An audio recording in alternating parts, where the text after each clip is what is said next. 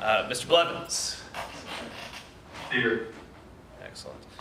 Mr. Houston and Mr. Whistle are also absent, so we are lacking a quorum to approve any resolutions, but we will move on to public comment. Is there any? Seeing none, we will move through the approval of the minutes. I do not have a chair's report, so we'll move to the general manager's report. Thank you. A few things to mention this morning. We are scheduled to do a Lextran update before City Council on October the 20th. Our fare collection conversations continue. There was some additional information shared with the board this past week.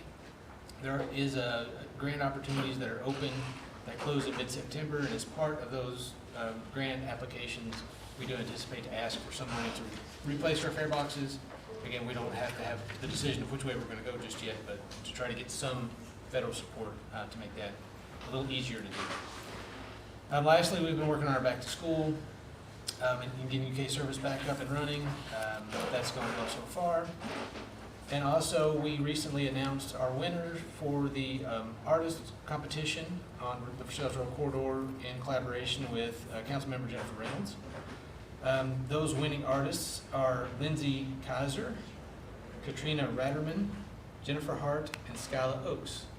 So congratulations to our winners, and we look forward to seeing something that resembles this artwork on those shelters later this year. So with that, I'm happy to turn it over to Emily for our performance report. Hi, Emily. Good morning.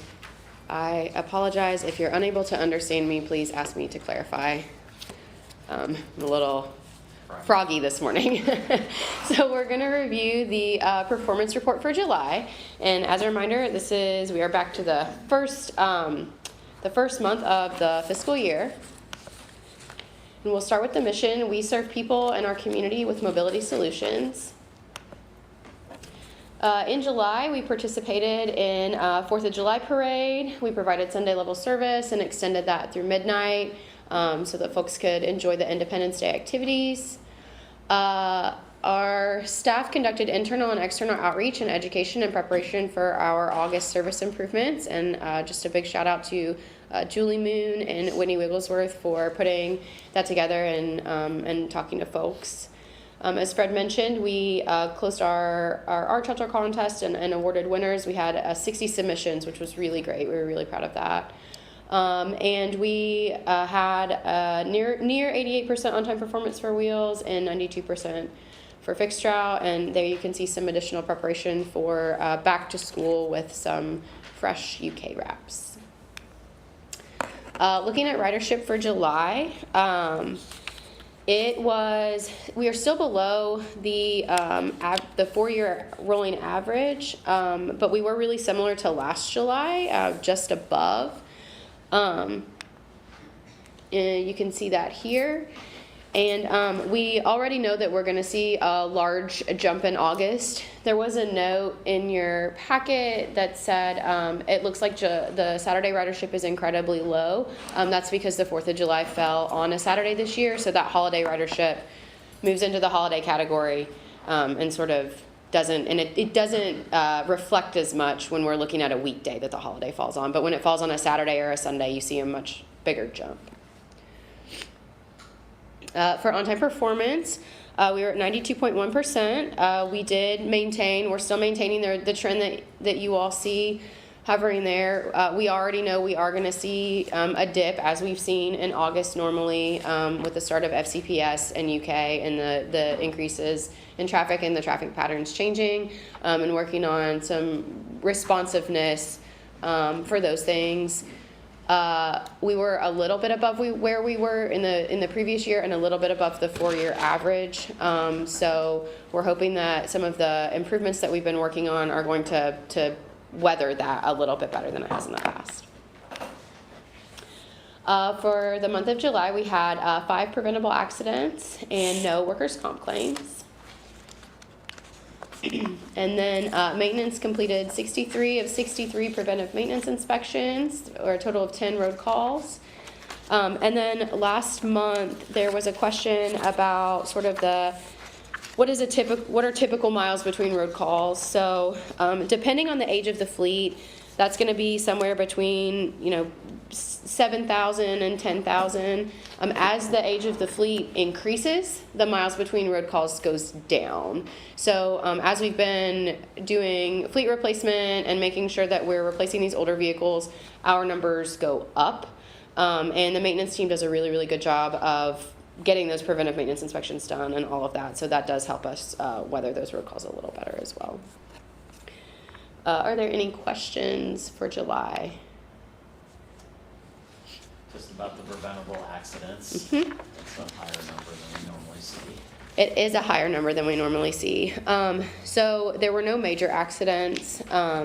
These were sort of turning and vehicle placement incidents. So Steve and his team have been looking into that and what that looks like and understanding how to prevent things like that in the future and guide staff to sort of get better alignment. Are they newer operators for experience or both? When I looked at it, it was a mix of both. Yeah. It's a mix. There are some new ones, there's some fairly seasoned, and sometimes you get that because their complacency, since they've been seasoned drivers, they kind of lose their focus. And so. What's the damage look like to the vehicles? Mirrors, and a little bit of side swipes. I think we had some non-preventables, but they had major damage to the buses, but they rear-ended their bus or something like that. But mostly minor, very minor. And were other vehicles involved in any of them? Yes, a couple of them. So getting too close to vehicles and traffic. Thank you. Thank you.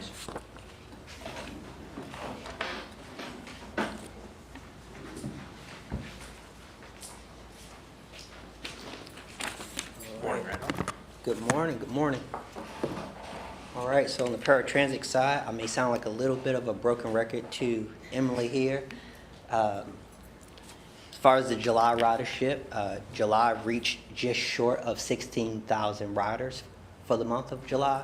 Overall, the monthly ridership has consistently remained above 15,000 riders, dating back from March of this year. Overall, the total ridership was, I apologize. Overall, the total ridership was higher than the previous fiscal year. The weekday Saturday ridership was similar, in line with the previous fiscal year. The highest ridership peaked on the holiday, rising about 61% from July of 25. The total revenue miles and the total revenue hours were both in line with the previous fiscal year, a little bit higher, but fairly similar to the previous fiscal year. And the trips per hour was at 2 trips, which is the sweet spot in which we would like to see the trips per hour. As far as the accidents, RTBDEV preventable accidents were 3 for the month of July, putting us 3 over the previous month. RTBDEV has not been in a great spot with safety preventable accidents. However, due to the increase in accidents, RTBDEV has initiated a safety campaign that started this month. Within that safety campaign, they are focusing on management visibility out in the field, operator observations. They're focused on retraining and refreshing on vehicle movement and placement, as well as defensive driving practices. I would like to take this time to also welcome Mr. Donovan Speller, correctly? Thank you. He is the new safety manager for RTBDEV. He is coming from Tucson, Arizona. He's had over a decade of safety and operational experience, and we welcome him to Lexington. Welcome, Don. Along with the safety campaign starting this month, we are also looking into the back-to-school session as well. Same thing on the fixed route side, and the campaign will also be focusing on pedestrian awareness, expecting the unexpected, as well as staying alert.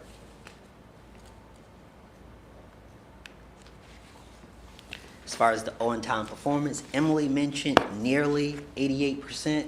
It is 87.7%, so we're just going to go ahead and round that up to 88%. That's a great number. Thank you, Ms. Jackson. On-time performance is 88%, up 2% from the previous fiscal year, and up 14.4% percentage points from the 4-year July average of 73.3%. Any questions? Anybody? Thank you, Randolph. Thank you.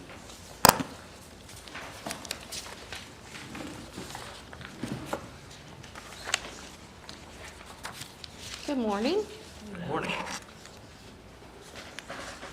Okay, we're looking at the balance sheet for July. We are 1 month into the new fiscal year. Operating cash is at a very good point for this time of the year. As you know, from July through November, we will have very little property tax coming in, so this is a great place to be right now. We do have some accounts receivable that's still out there that we did get in August, and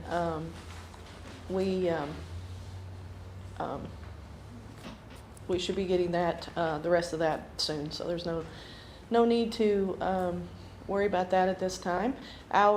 Just a reminder, the prepaid is our insurance that we pay up front at the beginning of July, and it gets charged out to each budget each month. So that's what the prepaid insurance is. That's our workers' comp, liability, and property insurance. We are, like I said, at a very good spot. Our assets have reached over $100 million for the first time. So that is, it kind of shocked me when I saw it went over the 100. But I'll be glad to answer any questions on this. Okay, statement of revenue and expenses. As you can tell, our property tax is zero. Anything we received in July was for June. Everything else is pretty small. We did get our advertising revenue for the year. We budgeted $345. That's per our contract, and we received $345. Our other revenue is some interest from the money market and fuel taxes. But at this point, this is, as you can see from last year, it's nothing unusual to not receive any money for the month of July. Everything else is pretty much under budget. We did have a couple items that we are keeping an eye on. I think fringe benefits, that one is just a timing issue of when the 4th of July holiday fell versus, and people using sick and vacation time because they are considered in the transit world as fringe benefits. So that's nothing to worry about at this time. Materials and supplies is a little over budget. That is our bus parts, but we don't expect that to be an issue. Fuel, diesel fuel running for the month was a little high, $3.84. It has gone down from the last couple of months, so that gives us a year-to-date average of $3.84. CNG is actually at $1.42 or $1.43. It had been running between $1.50 and $1.70, so I was really happy to see the $1.43. But I'll be glad to answer any questions. Nikki, the depreciation. I do have a quick. Go ahead, Adam, please. Sorry, there's a delay on my end. Just let me know when I'm ready to go. No, go ahead. Okay, perfect. So I was looking here at the statement of revenues, expenses, and the change in net position. I just want to get clarity on a couple of quick points. The first of which, I'm looking at depreciation. I assume that's a miskey error or something like that on the depreciation comparing fiscal 27 budget to actual. Yes. So would that put us, for total expenses, would that actually put us under budget then by a couple $100,000, or is that summation already factoring in the appropriate value? It would. When I just made eye contact with Harding, I noticed right over top of his head there was a typo in the budget line for depreciation. So that should be $529,240. I apologize for that error. Okay. Yes. Okay, perfect. I just wanted to make sure that I'm understanding that component correctly. I also wanted to check in. I was looking at the board material for the paratransit operating expense, and I was seeing, I think it was almost $670,000 or so, but in this financial report, it's looking like it's closer to about $731,000. I was just trying to get a little clarification so I can understand if there's any difference in the way that numbers reported between these two. Yes, what is reported in Randolph's is the actual invoice for RETP Dev, which includes the overhead and the trips. What we include in our number in finance, we also pay for the gasoline, we pay for any repairs. So that adds to that cost. Okay, perfect. Thank you so much. You're welcome. Any other questions? I apologize for that typo there, sorry. Nikki, on the advertising revenue, is that a, do they pay us upfront essentially for that? Yes. So that's the 2027 value? Yes. And then if there's any overage, that gets paid out when it happens? Yes, it gets paid out in June. They pay us that up front. That's our guarantee. And then anything, if it comes in less than 345, then they just eat the cost. But if it's over 345, then we get that money. But we don't get it until next June? Correct. Got it. Yes, we get it in June. Mhm. Okay.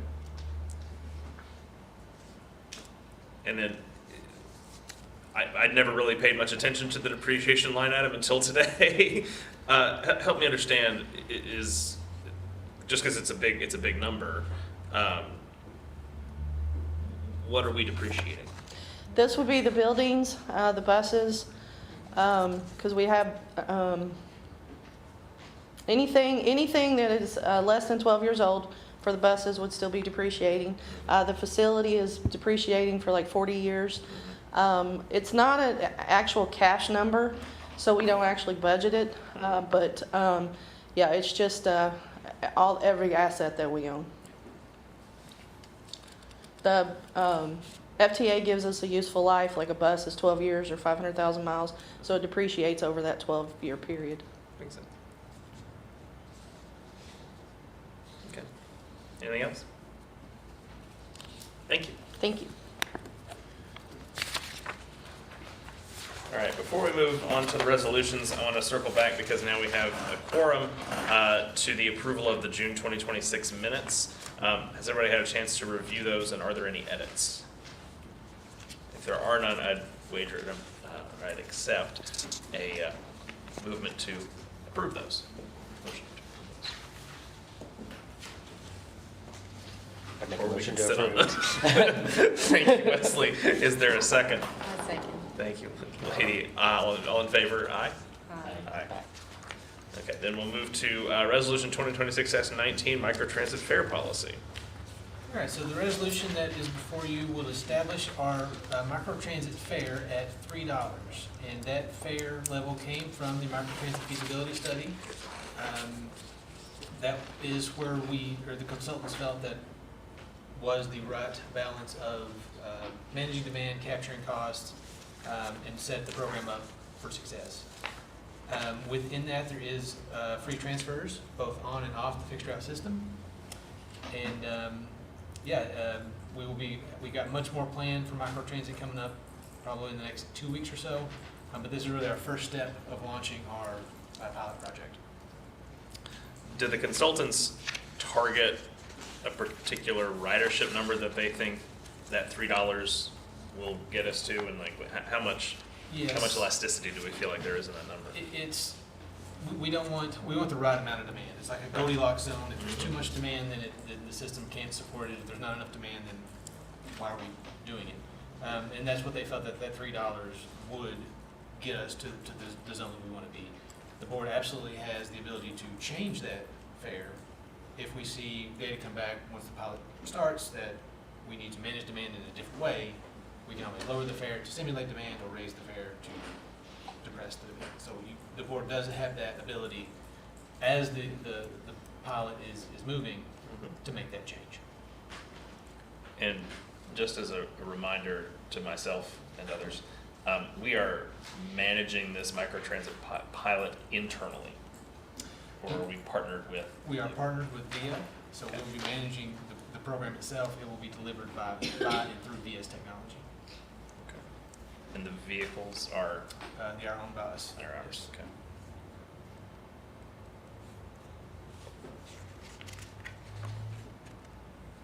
And how many vehicles in the zone? There'll be 2 active in maximum service, we'll have 3 vehicles available for service.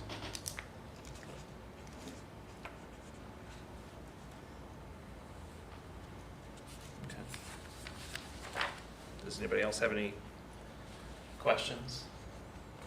Preferably of the detailed and annoying variety like mine. I'm thinking about the price. From $1 to 3. It would be easier to come down than to go up.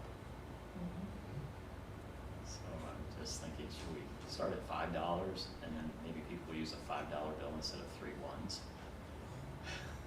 And just see what happens. Good.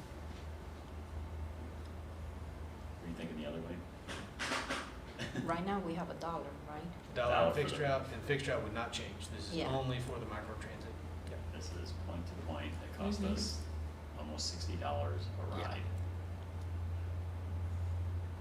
According to the feasibility study. And I would agree there with the $5. Because if it costs us 60 to operate, we're still not making profit. No, no. No, there's no profit. There's not, but I No, mean, We have to charge $60. we will have to, yeah, that's what I mean, break we even. still, but, whoever's, this will be extra from the routes that we're doing? Yes, so the intention of this is to help bring people into the fixed route service in the particular zone that this That operates. is operates. It's only cash, they can still not pay with. That VIA is gonna have their own fare collection, so we will Mhm. just, they would deduct their invoice based on the fares that they collect, so they will have I think they do have a little more robust, fare collection technology in their ecosystem than what we have. So they will be able to pay with a card, tap or something I- like that, I- because what I'm thinking is like cash, you can ask me for cash, I don't have cash right now. Cash either. Yeah. What VIA is gonna offer, we've not really got to that point. I do think that they do have within their app the ability to use credit cards. Yeah.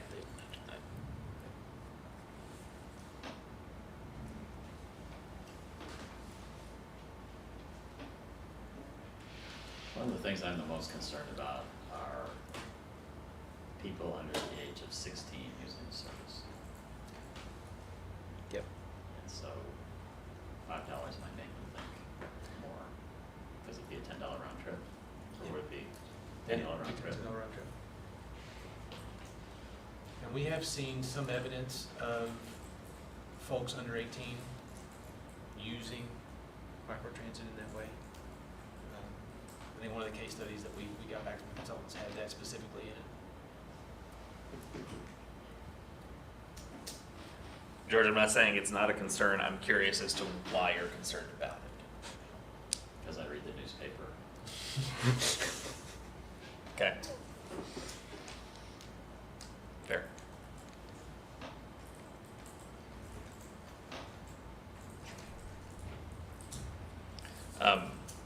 What is the level of flexibility we have?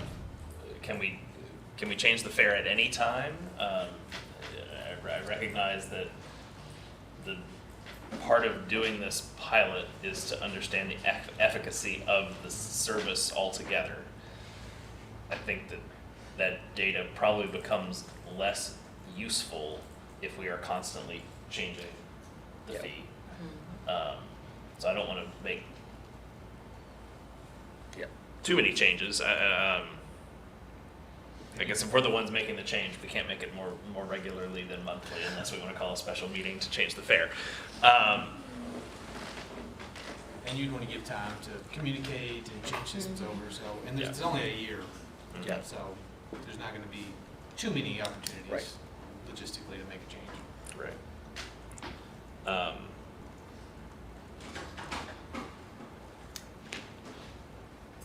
In my mind, I sort of separate the fixed route fare structure from this, in that we have purposefully set the fixed route fare structure to be as accessible as possible to as many people as possible. With the recognition that our system design and financial ability means that there are some trade-offs that we provide a very low-cost service, but that service doesn't have the frequency or the coverage that I think an ideal scenario might have. This system and service is immeasurably more convenient to the people within the zone. And I tend to think that we ought to be gauging people's willingness to pay for that convenience.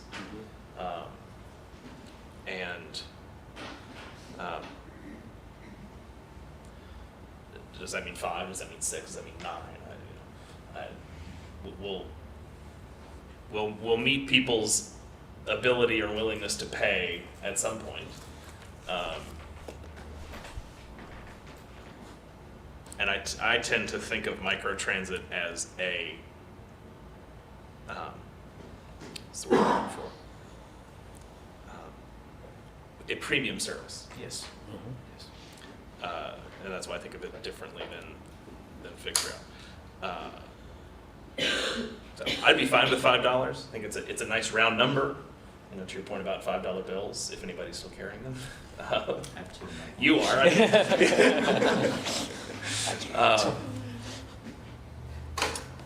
Here's one strategy that we could do.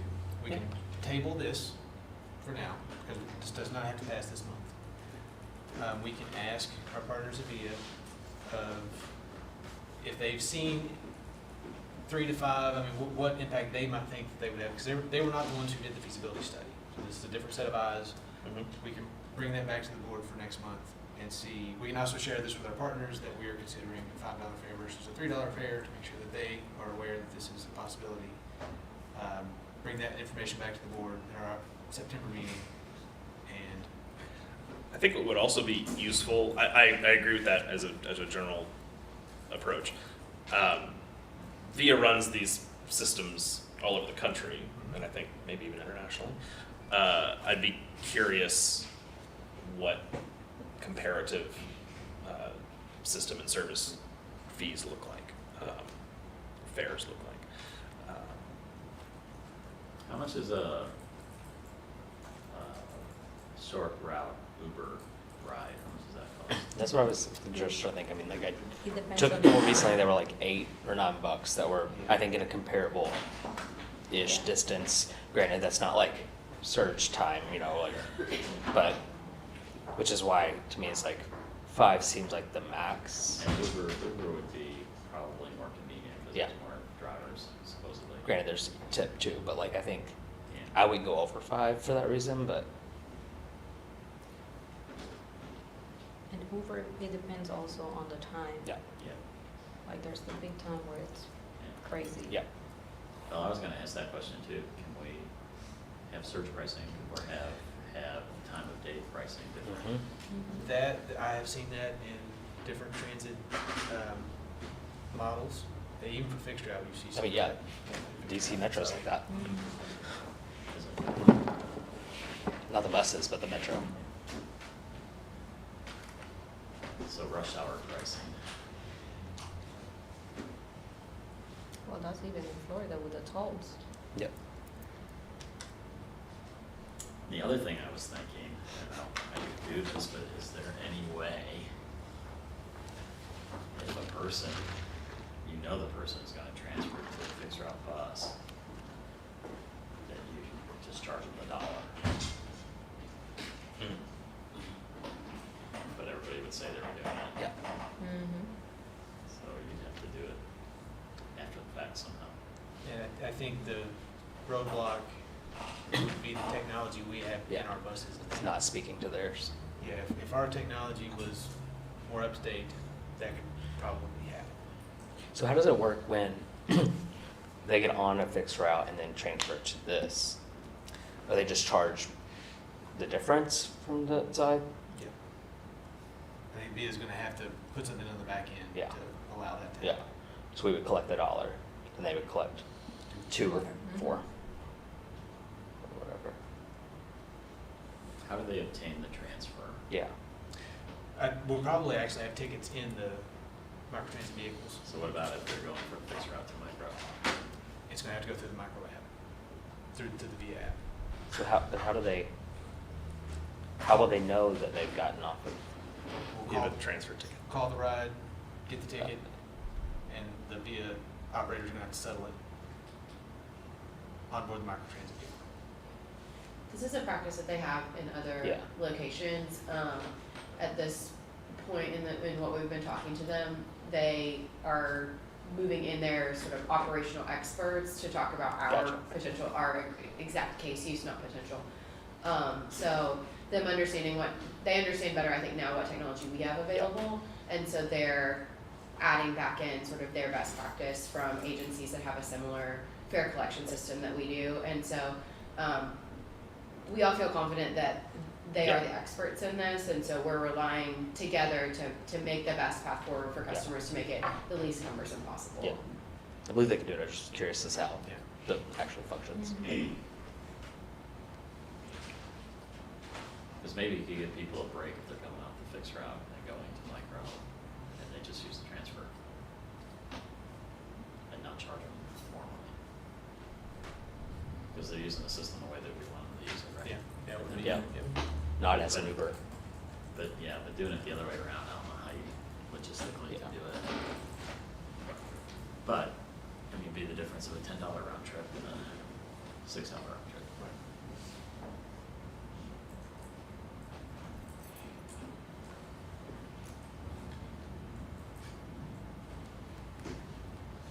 I say table until next time, but that is the mission.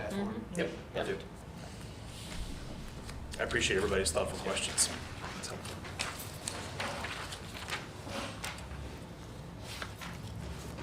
Okay. That was our only action item for the week, or the month. Change order report.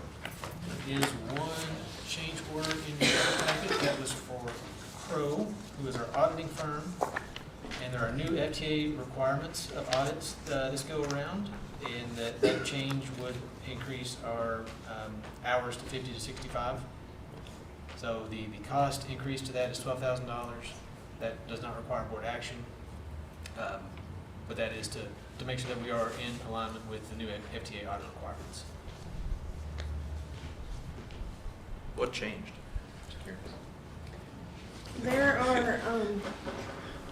There are new FTA requirements. They normally select so many grant options to deep dive in, look at every invoice. That number has doubled. It's very, very intense. There are additional requirements on ethics and policies for control policies. There's also, they're looking more at assets, like where we purchase buses. Before they got all the paperwork where we purchase them, now they're actually looking at pictures of vehicles, titles, mileage, make sure that we actually have what we say we have. So it's a lot. Sounds, an extra 50 to 65 hours is no joke. So. Yes. And we're in the middle of it at the moment. Yes, we're in the middle of it, and yes. Okay. Got it. Thank you. But no board action required on that. Yeah. I don't believe there's a need for closed session. Is there any old or new business? There is not. You want to walk us through the proposed agenda items? So the microtransit fare policy will also be included on this list for next month. We will have a bus stop enhancements contract, which is the contractor that would install, do curb work, put in boarding pads, and then service vehicles purchase. That is non-revenue vehicles that our operations and maintenance teams use to support our services. So we'll have those lined up for you potentially next month. Okay. Excellent. Thank you. If there's nothing else, we will adjourn. Thank you very much. Thank you all.